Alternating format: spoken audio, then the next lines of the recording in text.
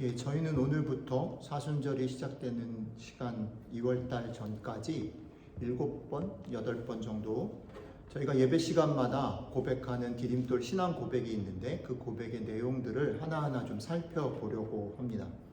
오늘은 그 첫 번째 시간으로 하나님은 누구신가? 라는 질문을 같이 생각해 보려고 하는데요. 오늘 말씀을 준비하면서 이런 생각을 한 거죠.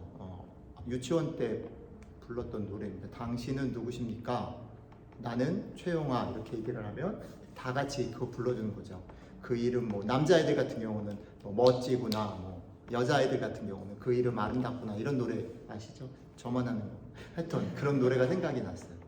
근데 이 노래 중에 이런 게 있어요. 당신은 누구십니까? 물어봤을 때 이렇게 대답할 수 있잖아요. 나는 어떤 사람입니다. 이렇게 설명할 수 있는데 설명하지 않고 이름을 대는 거예요. 그게 왜 그러냐면 애들이 유치원에 처음 오면 자기 이름 소개하는 연습을 시키기 위해서 만든 노래거든요.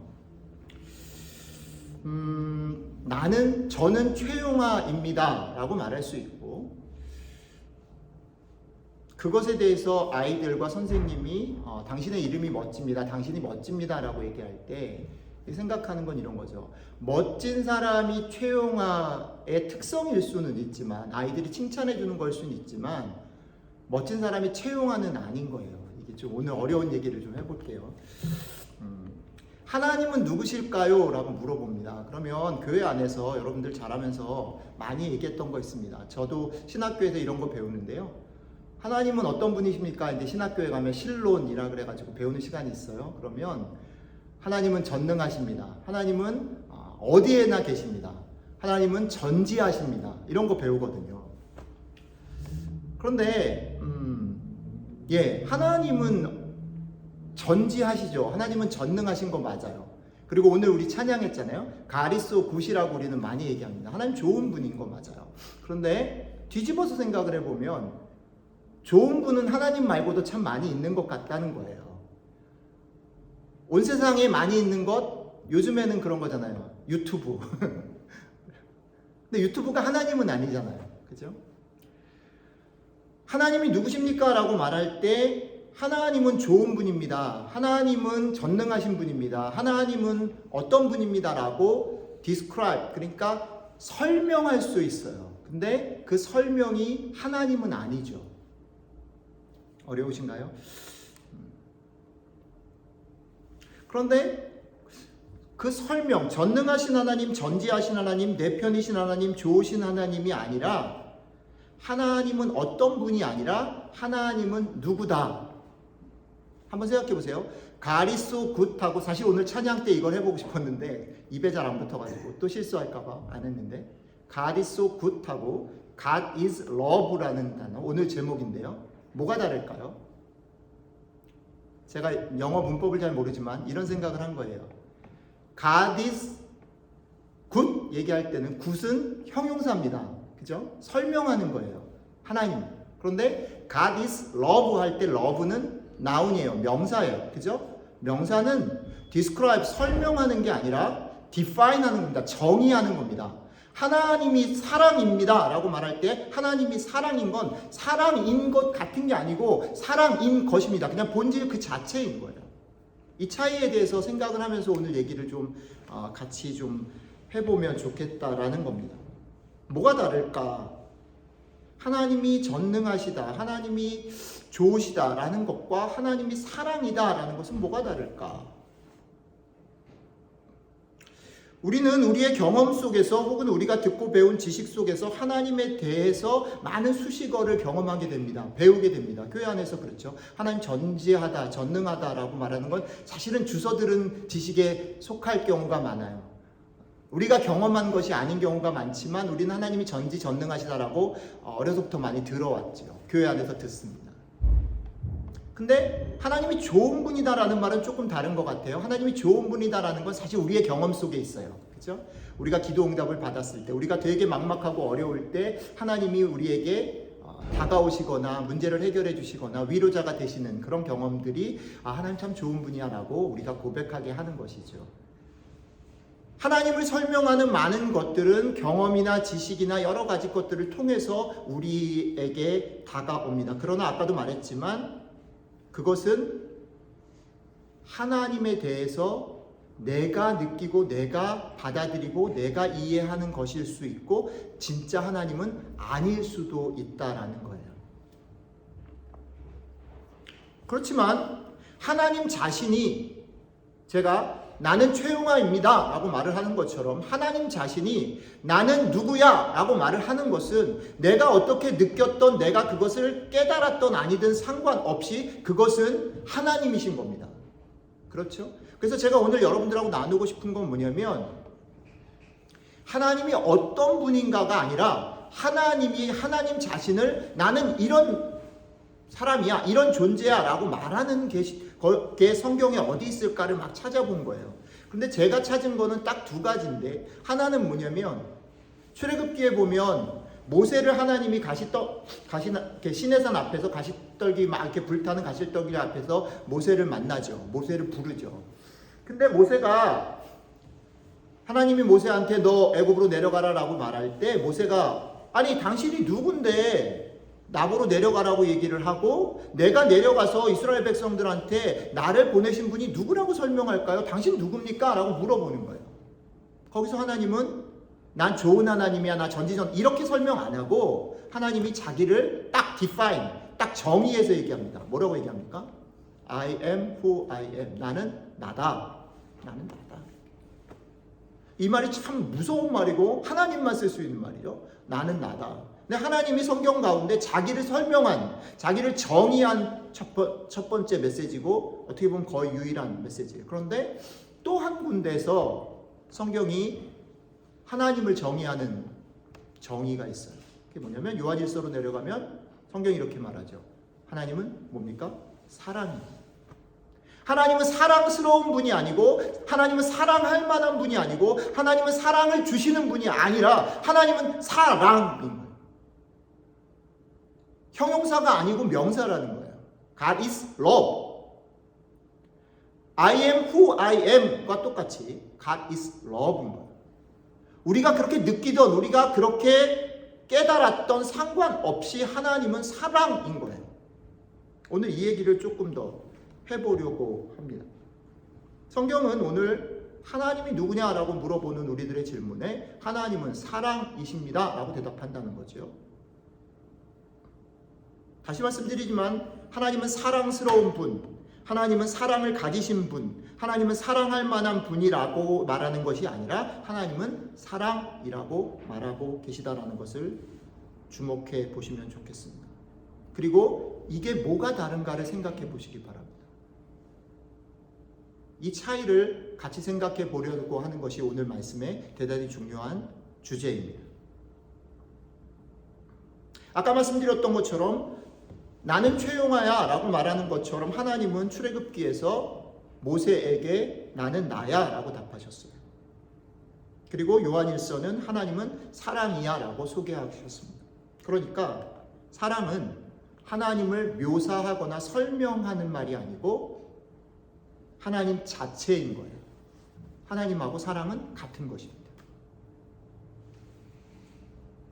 자, 그러면 오늘 말씀 그걸 우리가 같이 나눌 수 있는 부분 요한일서는 그냥 딱 선언 하나님은 사랑이다 라고 선언을 해버리고 그 다음 설명이 없는데 이거 가지고는 설교를 할 수가 없잖아요. 같이 나눌 수가 없어요. 설명이 필요한데 그래서 고민을 하고 막 찾다가 오늘 본문을 찾은 거예요. 고린도전서 13장은 하나님이 사랑이다라는 말이 어떤 것인지를 조금은 친절하게 설명하고 있기 때문에 그래서 오늘은 여러분들과 고린도전서 13장을 읽어나가면서 하나님은 사랑이다라는 말이 도대체 어떤 것인가 라는 것들을 조금 같이 생각해 보려고 합니다. 흥미로운 거는 제가 찾은 바, 제가 이해하는 바로는 사랑이라는 말이 제일 이렇게 짧은 텍스트 안에 제일 많이 반복돼서 나오는 구절이죠. 고린도전서 13장. 사랑은 사랑이 없으면 사랑이 되게 많이 한번 몇 번 나왔는지 한번 세보실 수 있으면 좋겠습니다. 그래서 오늘 어쨌든 간에 고린도전서 13장을 가지고 하나님이 사랑이다라는 하나님이 누구십니까? 라고 물어봤을 때 하나님이 사랑입니다 라고 대답하시는 그 내용이 무엇인지를 같이 좀 생각해 보려고 합니다. 오늘 희성자매님이 읽어주신 고린도전서 13장은 크게 세 부분으로 나뉘어져 있다라고 보입니다. 첫 번째 부분은 이것입니다. 사랑이 없으면 이라고 반복되어지는 파트예요. 내가 사람의 방언과 천사의 말을 할지라도 사랑이 없으면, 내가 모든 예언하는 능이 있어 미래를 내다보고 모든 지식이 있어도 사랑이 없으면, 내가 엄청난 희생의 마음으로 다른 사람과 어떤 일을 위해서 내 몸을 불사르게 내어줄지라도 사랑이 없으면 이라고 반복돼서 말합니다. 우리가 가지는 어떤 신비한 경험과 다른 사람이 가지고 있지 않은 능력들이, 그리고 우리가 가지고 있는 탁월한 지식들이, 그리고 우리가 무언가를 위해서 나를 헌신해서 드리는 희생들이 있다고 해도 사랑이 우리 가운데 없으면 그것은 울리는 꽹과리가 되고 아무 소용이 없다라고 이 부분에서 성경은 말합니다. 두 번째 파트는 이겁니다. 자, 그렇다면 사랑은 뭐니? 사랑은 우리가 잘 아는 유명한 구절이죠. 사랑은 오래 참고, 사랑은 온유하고, 사랑은 자랑하지 아니하며, 시기하지 아니하며, 무례하지 아니하며, 진리와 함께 기뻐하고, 그죠? 모든 것을 믿고, 모든 것을 바라고, 모든 것을, 그렇게 소개되어지는, 그럼 사랑은 이런 거야 라고 정의하는 파트가 두 번째 파트입니다. 그리고 나서 사실은 그걸로 충분할 것 같은데 바울은 13장을 조금 이어갑니다. 13장 세 번째 파트에서 바울은 이 얘기를 갑자기 꺼냅니다. 우리는 어린아이와 같아서 우리가 안다라고 생각하는 것, 우리가 확신하는 것, 우리에게 분명한 것들이 대단히 부분적이다라는 것을 깨닫게 된다. 우리는 안다라고 생각하고 확신 가운데 거하지만 그게 대단히 희미하게 거울로 보는 것과 같다. 그리고 그것은 어느 시간이 지나면 변하고 제한적이다라고 소개하는 그런 부분들을 얘기한 후에 바울은 우리가 알고 있는 지식이나 경험이나 우리가 갖고 있는 확신들은 제한적이고 불완전하고 희미하지만 그럼에도 불구하고 믿음과 소망과 사랑은 영원하고 그 중에 제일은 사랑이다라고 오늘 얘기를 냈습니다. 이게 세 번째 파트입니다. 고린도전서 13장은 이 세 가지 얘기를 우리에게 던지고 있습니다. 이 세 가지 얘기가 어떻게 엮여서 하나님이 사랑이다라는 말을 설명하고 있는지 조금 더 우리 삶에 비추어서 생각을 좀 더 진전시켜 보려고 합니다. 그 얘기 전에 우리가 오늘 고린도전서 13장을 통해서 하나님이 사랑이다라는 말을 이해하러 들어가기 전에 한 가지 더 생각해 볼 중요한, 제가 성경을 읽고 묵상할 때 매번 강조하는, 다시 한번 강조해서 그 파트를 얘기하겠습니다. 우리가 성경을 읽고 묵상할 때 오늘도 마찬가지인데 고린도전서 13장에 하나님이 사랑이다라는 말을 이해하러 들어가기 전에 해야 될 일이 있습니다. 뭐냐면 고린도전서 13장은 고린도에게 쓴 편지, 고린도 교회에게 쓴 편지의 13장에 해당된다는 거죠. 그 말은 뭡니까? 고린도전서 13장을 우리가 이해하고 깨닫고 느끼려면 이 편지를 받은 고린도 교회는 어떤 교회인지, 이 편지를 읽는 고린도 교회를 바울은 어떤 마음을 가지고 바라보고 있는지를 이해하면서 읽어야 된다는 것. 그다음 두 번째는 이게 위치가 13장이라는 거죠.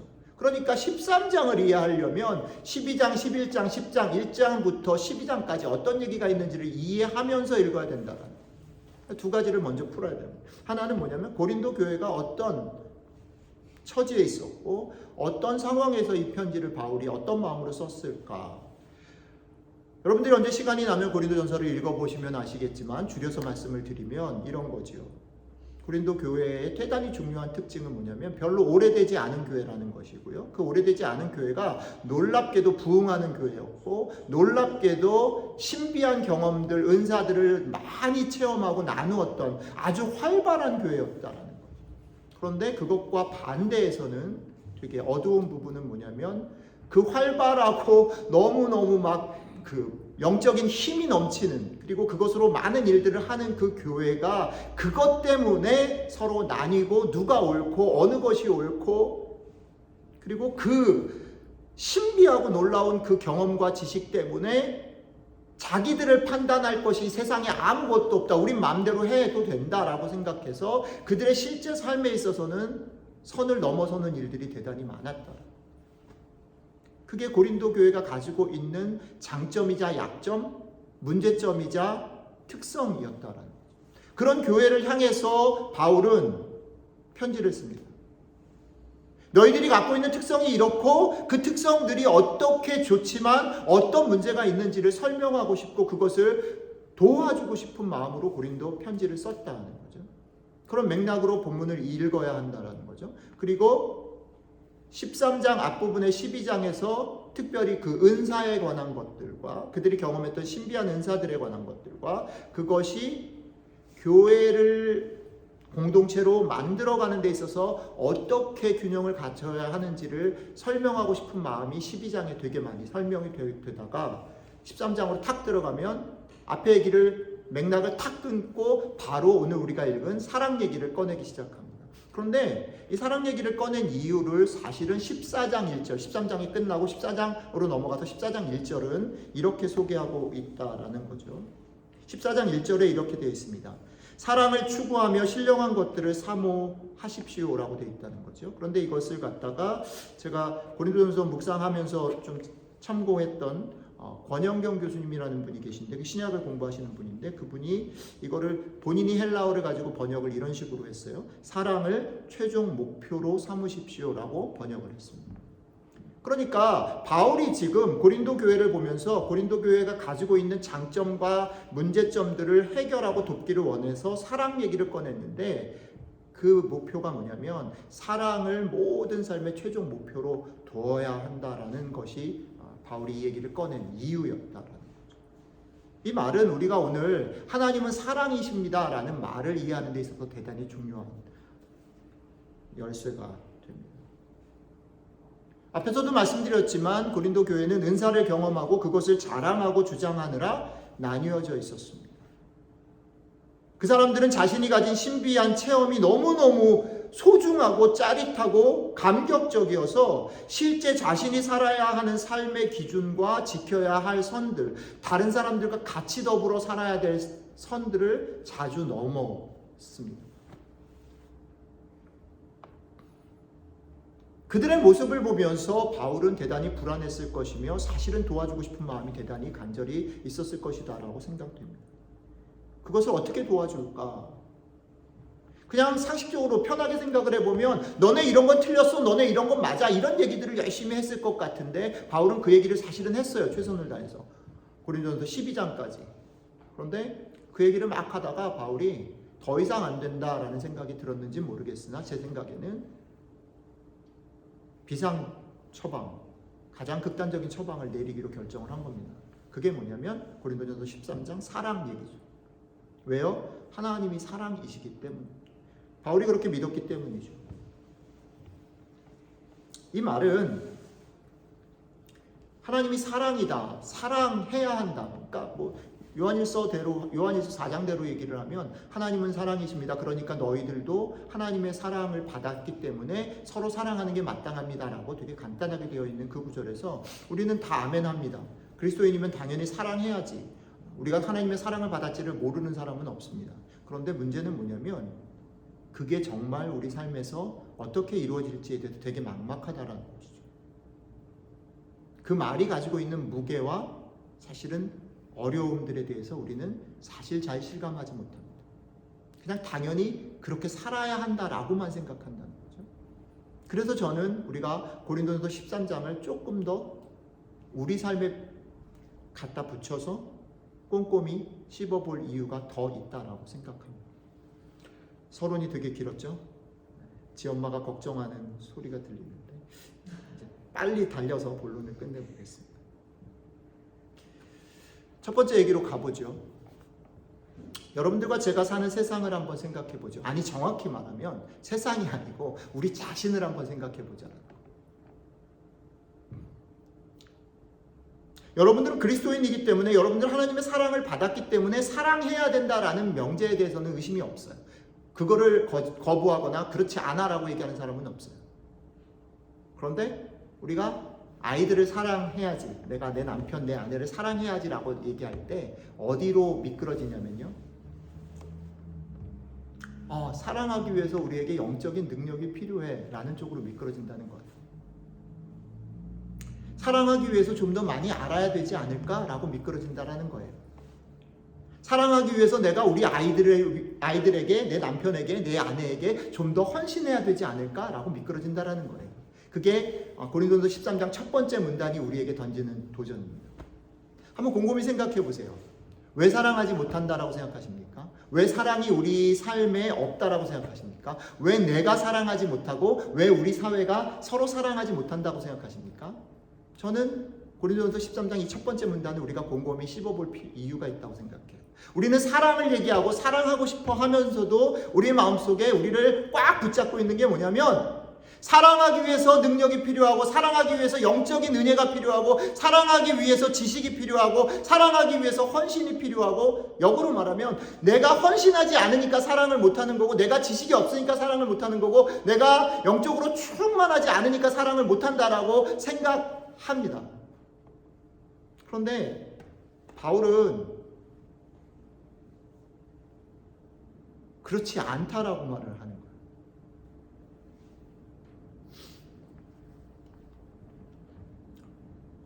본문을 잘못 읽으면 우리는 이렇게 읽을 수 있어요. 사람의 방언과 천사의 말을 할지라도 사랑이 없으면, 네가 모든 지식을 가져도 사랑이 없으면, 네가 믿음이 있어도 사랑이 없으면, 네가 네 몸을 불사르게 내어줄지라도 사랑이 없으면 이라고 바울이 얘기할 때 우리는 어떻게 읽냐면 그러니까 사랑이 필요하구나. 다른 거는 다 조금씩 있는데 사랑이 없으니까 이게 완성이 안 되는구나 라고 읽는단 말이에요. 아닌가? 저는 그렇게 생각이 돼요. 그러니까 요거에다가 더해서 사랑을 딱 첨가하면, 그러니까 이제 된장찌개 끓일 때 아무리 해도 맛이 안 나는 날이 있잖아요. 제가 떡볶이 잘하는데 떡볶이를 할 때 어떨 때 맛이 안 날 때가 있거든요. 최후의 수단을 사용하죠. 라면 스프.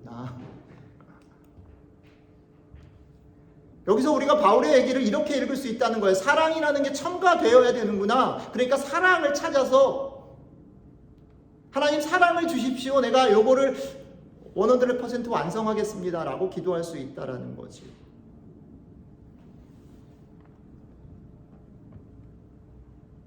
혹은 내가 어떤 지식을 갖고 어떤 헌신을 하고 어떤 영적인 경험을 한다 할지라도 사랑이 동기가 되지 않으면, 사랑으로 그런 걸 하지 않으면 안 되는구나 라고 읽을 수도 있어요. 그죠? 근데 그렇게 읽어버리면 뭐가 빠지냐면 고린도전서 13장은 여기에서 끝나요. 그 다음을 쓸 필요가 없어요. 근데 바울은 그걸 알았어요. 사랑이 없으면이라고 말할 때 알아야 되는 게 뭐냐면, 그러면 사랑이 뭔데? 그러니까 떡볶이가 맛이 안 날 때 2%를 채워줄 수 있는 걸 넣으면 되는데 그게 라면 스프인 걸 아는 사람은 넣을 수 있어요. 그러니까 음식을 잘하냐 못하냐라는 게 사실 되게 마지막에 결정나요. 문제는 뭐냐면 뭘 넣어야 되는지 모르는 사람은 영원히 음식을 잘할 수 없어요. 그래서 뭐가 그 다음에 이어져야 되냐면, 그러면 사랑이 뭔데를 알아야 되는 거죠. 그죠? 그러니까 고린도서 13장이 거기서 안 끝나고 그 다음으로 넘어가는 거예요. 그 다음 문단으로. 그 다음 문단으로 넘어가 볼게요. 그러니까 바울이 그 얘기를 하는 거지. 오케이, 사랑이 없으면 완성이 안 돼. 아무리 날고 기고 막 어마어마한 일을 해도 사랑이 없으면 안 돼. 라고 하니까, 그럼 사랑이 뭔데? 알려줘. 라고 물어보니까 이제 사랑이 뭔데를 설명하는 거죠. 그래서 사랑이죠. Love is 얘기하는 거죠. kind, 친절하고 오래 참고 그러죠. 근데 이거 되게 생각하면 또 대단한 오해가 있는 거죠. 이 문장은 사실은 기독교인만 좋아하고 기독교인만 사용하는 문장이 아니에요. 신혼부부들한테 선물 줄 때 이거 많이 갖다가 붙이거든요. 그죠? 신혼부부 집에 교인이 아닌데 가끔 그런 거 있어요. 그럼 어떤 마음으로 주고 어떤 마음으로 그걸 읽을까? 이제 사랑하는 두 부부가 이제 부부가 됐는데 얘네가 친절하게 서로 사랑했으면 좋겠다 이런 마음으로 줄 거 아니에요. 그죠? 기독교인인 여러분들은 어떠십니까? 사랑은 온유하며 사랑은 시기하지 않으며 사랑은 여러분들 그거 읽을 때 어떤 생각이 드세요? 그러니까 내가 우리 와이프를 대할 때, 내가 우리 남편을 대할 때, 우리 아이들을 대할 때 조금 온유해야 되겠구나. 조금 화를 덜 내야 되겠구나. 그렇게 살아야지 사랑이 되는 거구나 라고 읽을 수 있죠. 제가 보기에는 대부분의 사람들이 그렇게 읽는 것 같아요. 그렇게 살았으면 좋겠네, 혹은 그렇게 살아야지 라고 결심하는 거죠. 그렇구나. 이런 구체적인 마음을 품고 이것을 목표로 사는 것이 중요하구나 깨닫게 되는 순간 실천하죠.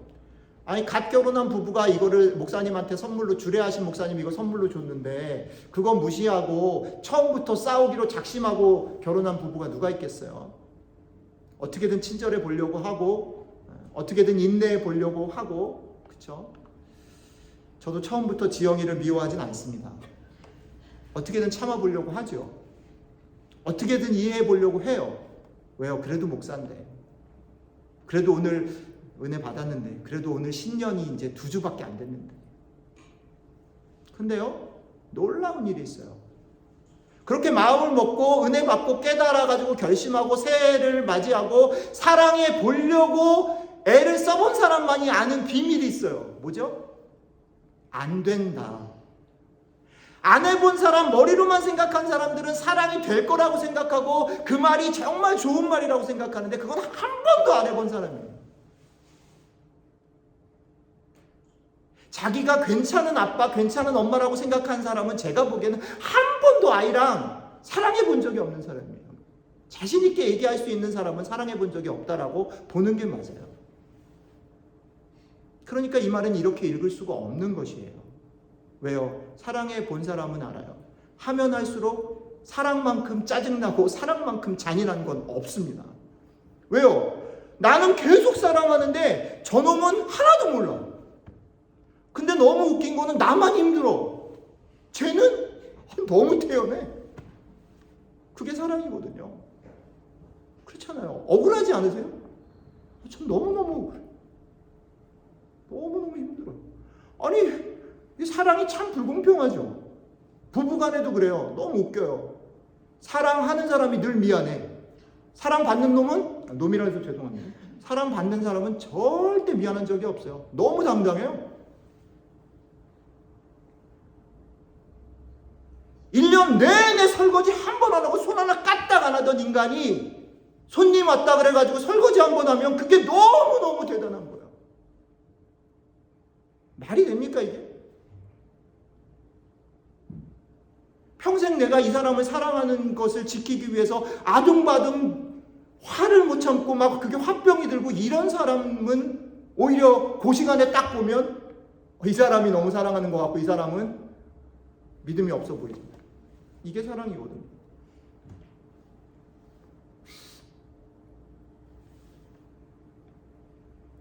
또 한 가지는 너무 웃긴 거 있어요. 이게 어려운 게 뭐냐가, 또 한 가지는 금방도 설명해 드렸듯이 사랑을 실천했다라고 하는 사람이 범하는 더 큰 문제는 뭐냐면요, 자기가 100만 년에 한 번 설거지를 하고서 자기가 사랑했다라고 생각하고 사는 거예요. 더 슬픈 일이죠. 자기가 지금 사랑을 실천하고 있다라고 생각하고 사는 거예요. 그러니까 오늘 이 얘기가 바울이 그러니까 그리스도인 되었으면 당신들은 사랑해야 돼 라고 읽으면 이렇게 되는 거예요. 둘 중에 하나밖에 없어요. 하다가 지쳐서 죽거나 아니면 자기가 사랑했다라고 폼 잡고 살거나, 실제로는 아닌데 이 두 길밖에 없어요. 그러니까 이 말은 사랑은 온유하며 사랑은 시기하지 아니하며 사랑은 오래 참고를 읽을 때마다 이를 팍팍 깔면서 읽어야 되는 성경이어야 된다는 거예요. 이건 은혜 받고 얼굴이 밝아질 수 있는 성경 구절이 아니라는 것이.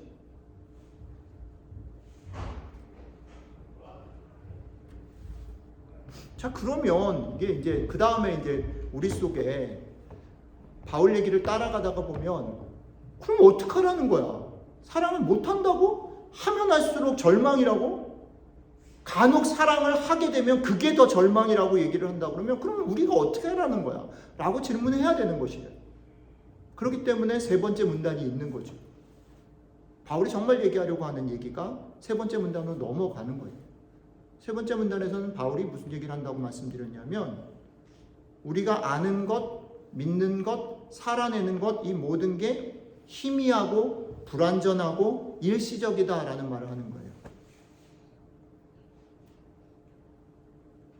여러분들이 언젠가 마음을 먹고 사랑했던 것, 언젠가 마음을 먹고 사랑을 깨달았던 것, 언젠가 마음을 먹고 하나님의 은혜를 경험했던 것, 이게 희미하고 불완전하고 일시적이다라는 것을 모르면 당신들은 아직 사랑을, 하나님이 사랑이다라는 말을, 하나님의 사랑을 우리가 힘입어서 사랑해야 된다라는 말은 아직도 모르는 거다라고 바울이 얘기합니다.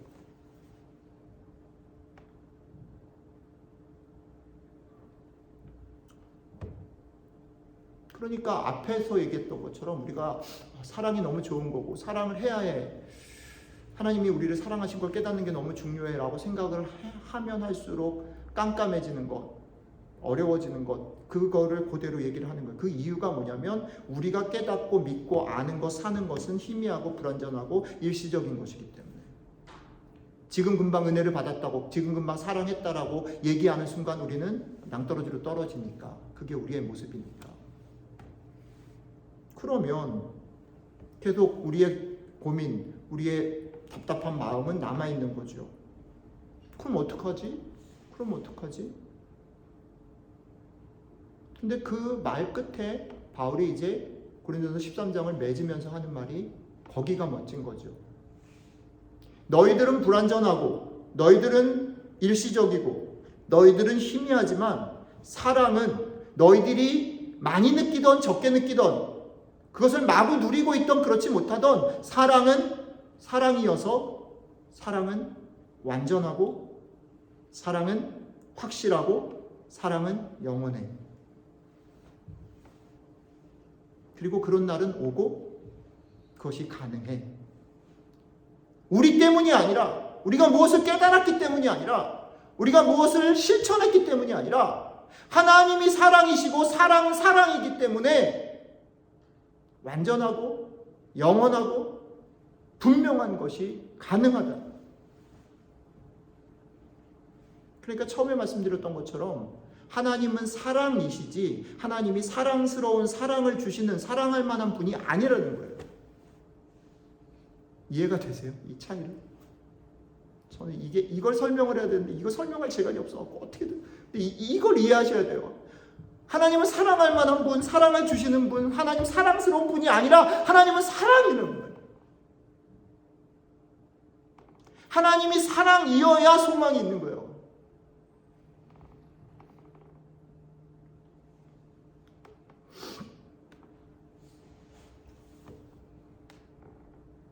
하나님이 모세에게 나는 나다라고 말했을 때 그 말은 나는 나로 충분해. 나는 따로 설명이 필요 없어 라는 말이거든요. 사랑 역시 마찬가지예요.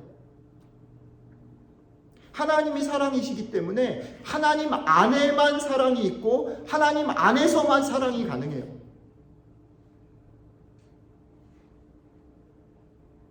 그러니까 하나님의 사랑 때문에 우리가 사랑을 하자라고 말할 때 요한일서에서 너희가 하나님이 먼저 너희를 사랑했기 때문에 사랑해라 라고 말할 때 우리가 깨달아야 되는 건 뭐냐면 사실 우리에게는 사랑이 없다는 거. 우리가 경험하고 살아내는 사랑이라는 건 대단히 부분적이고 희미하고 영원하지 않다라는 것을 먼저 깨달아야 돼요. 그 절망을 먼저 거쳐서 여기로 가야 된다는 거예요.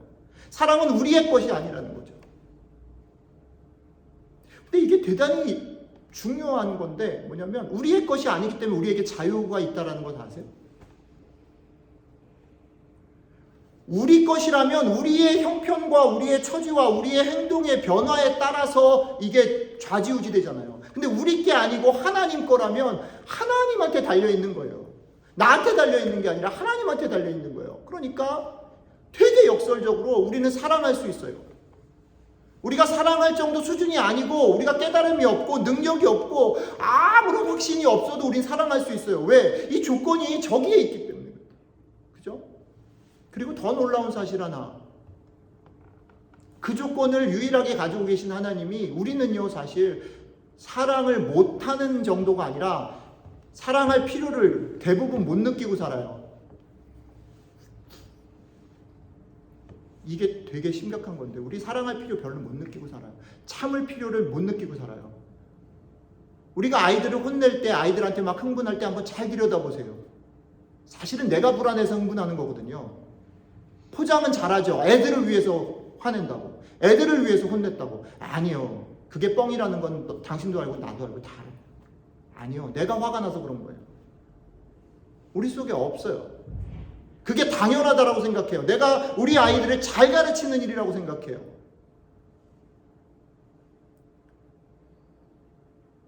우리는 사랑할 필요를 느끼지 못하는 존재예요. 그런데요, 놀라운 게 뭐냐면 우리는 그 필요조차 느끼지 못하고 그냥 살아가고 그래서 폼잡기도 하고 그것 때문에 흔들리기도 하는데요. 사랑이신 하나님께서 우리가 눈치도 못 채는데 하나님이 가장 어리석은 방법으로 자기 자신을, 자기 아들을 우리에게 보내셨어요. 우리가 매주 성찬을 할 때 이게 빵을 띄고 찍고 지금 여기에 막 흘렸잖아요. 여러분들이 이건 뭘 보시는지가 저는 되게 궁금해요. 저는 우리가 예배 시간에 이게 애들이 나와서 이거 빵을 띄고 이렇게 할 때 여러분들이 그걸 보면서 주님의 몸이 찢어지고 주님께서 흘려주는 그 피가 보여야 돼요. 그게 내 삶을 살린다라는 것들이 여러분들에게 정말 생생하게 보여지기를 기도하면서 매번 앉아 있어요. 우리 아이들이 말씀을 듣고 교육을 받아서 그리스도인이 되는 것이 아니라 이 정말 사소한 이 일들에 하나님의 신비가 있고 하나님이 이 땅 가운데 오셔서 자기 몸을 찢은 것이 우리에게 다다라는 것들을 아이들이 몸으로 예배 가운데 신비하게 경험하는 것이 우리가 사랑할 수 있는 유일한 힘입니다.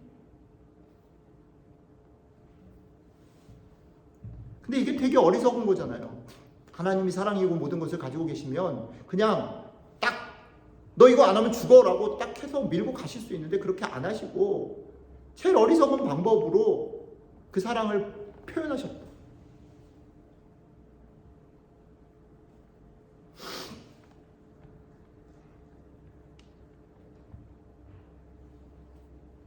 그 길만이 방법이다라고 말씀하시는 거예요. 여러분, 우리는 주님이 이 땅 가운데 오신 것, 주님이 죽으신 것, 이것을 너무 가볍게 생각하면 안 돼요.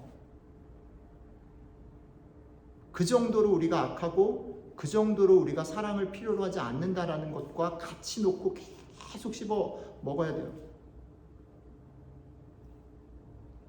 이게 신비고 비밀이고 은혜입니다. 마지막 하나만 더 얘기하고 오늘 얘기 마칠 건데, 그렇게 하시고서요 우리 하나님께서 요한일서 4장에 그러니까 너희들 사랑해 라고 말하십니다. 그렇게 하시고서 사랑해 라고 말하시는 거예요. 근데 이 말이 참 멋있는 게 뭐냐면 이런 거예요. 아무리 뒤져봐도 사랑 못하거든요. 그래가지고 이렇게 널브러져 있는 거거든요. 여러분들과 제가 우리 가슴이 다 허덜허덜 다 찢어졌어요. 애들이랑 지난 한 주 씨름하다가 가슴이 다 찢어졌어요. 혹시 이 중에는 뭐 와이프나 남편이랑 싸운 사람들도 있을 거고 직장 상사랑 뭐 옆집이랑 싸운 사람도 있고 가슴이 너덜너덜. 그리고 나는 왜 그러지?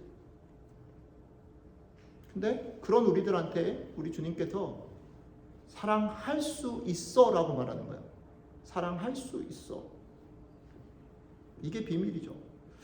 이게 저는 복음의 힘이라고 생각해요. 사랑할 수 있어요. 왜 그러냐면요, 나를 보면 내 속에는 그런 게 없는 게 알거든요. 그런데 이게 저기에 있단 말이에요. 저기에. 그러니까 너네 사랑할 수 있어.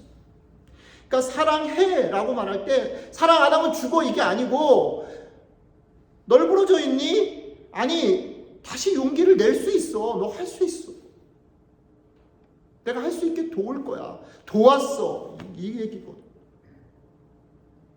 너 애를 써서 사랑해 라는 말이 아니라 하늘을 보고 십자가를 보고 이 성찬 빵과 포도주스를 보고 격려를 받으라. 힘을 내라는 거예요. 우리는 계속해서 착각합니다. 내가 기도를 열심히 해가지고 새벽 기도를 회복하면 내가 묵상을 잘하고 내가 교회에 헌신하고 봉사하고 헌금을 많이 하고 뭔가를 하면 신비한 경험을 해서 많은 사람들을 고치고 많은 사역을 하면 아니요. 그게 아니란 말이에요. 그걸로는 사랑할 수 없단 말이에요. 오히려 역설적으로 그렇게 하면 사랑이 빠진단 말이에요.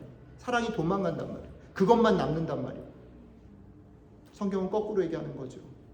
니네가 그걸 못한다 할지라도 니네에게 그런 것이 없다 할지라도 그래서 널브러져 있다 할지라도 사랑은 내 것이기 때문에 내가 너희에게 보였고 내가 너희를 위해 찢었고 내가 너희를 위해 피를 흘렸기 때문에 너희의 모습이 너희의 능력이 너희가 가지고 있는 지식이 그렇지 못하다 할지라도 너희는 다시 사랑할 수 있어. 그러니까 힘내서 사랑해 라고 말씀하시는 말씀 앞에 우리는 신비롭게 그 은혜 앞에 또 선다라는 거죠.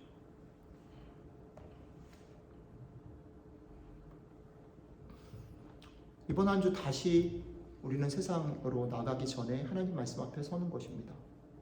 주님의 말씀을 마음 깊게 듣고 위로를 받으시면 좋겠습니다. 격려를 받으시면 좋겠습니다. 여러분들 사랑하실 수 있습니다. 그리고 사랑하실 수 있기 때문에 사랑하셔야 합니다. 사랑하십시오. 사랑할 수 있기 때문에가 아니라 사랑하라고 허락하셨고 사랑하라고 우리에게 불러주셨고 우리를 보내셨기 때문에 여러분들과 저는 이번 한 주 사랑할 수 있습니다. 사랑하십시오. 기도하겠습니다.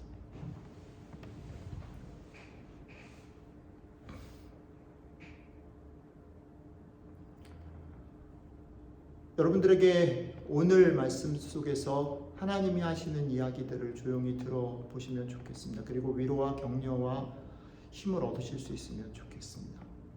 이 시간에 한 1분 정도만 기도하시고 제가 마무리하는 기도하고 마치도록 하겠습니다.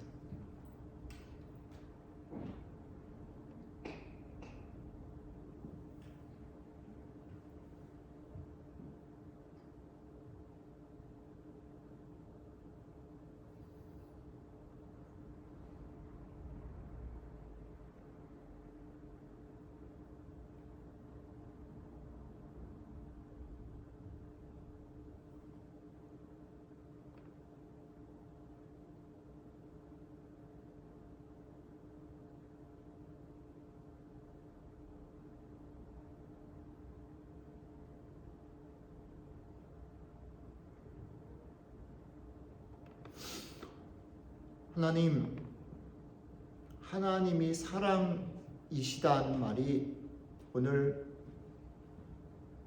이 자리에 머리 숙인 사랑하는 디딤돌교회 성도님들에게 참 은혜요, 참 위로요, 참 용기를 주는 말이 되었으면 정말 좋겠습니다.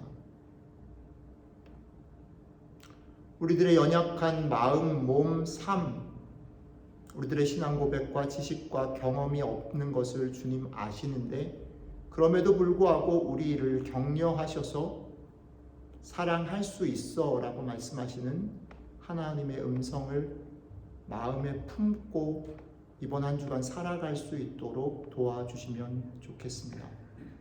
주님 때문에 사랑할 수 있음을 깨닫고 주님 때문에 사랑하며 사는 한 주가 되게 도와주십시오.